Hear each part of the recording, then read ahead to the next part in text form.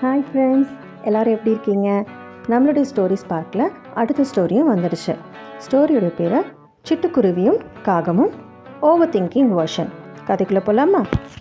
அது ஒரு மழைக்காலம். ஒரு சிட்டுக்குருவி தனக்கு ஒரு கூடு கட்டணும்னு நினச்சது. ஃபர்ஸ்ட் ட்விக் எடுத்துச்சு.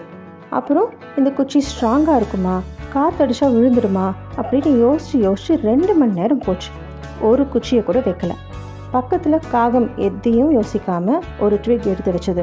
2வது ட்விக்கும் எடுத்து வச்சது. அசிங்கமாக இருந்துச்சு, ஆனால் கூடு ரெடி. மழை வந்துச்சு. காகம் சேஃபாக ட்ரையாக கூலாக இருந்துச்சு. ஆனால் சிட்டுக்குருவி இன்னும் பிளான் பண்ணிக்கிட்டே மழையில் நனைஞ்சுது. நாமளும் இந்த சிட்டுக்குருவி மாதிரி தாங்க இருக்கோம்.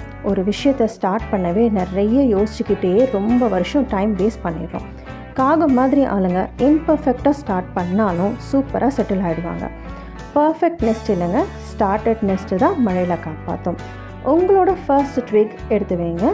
அசிங்கமாக இருந்தாலும் பரவாயில்ல, உங்களுக்கு ஒரு கூடு இருக்குது. நீங்கள் எந்த நெஸ்ட் கட்ட பிளான் பண்ணிகிட்டே இருக்கீங்க? கமெண்ட் பண்ணுங்கள்.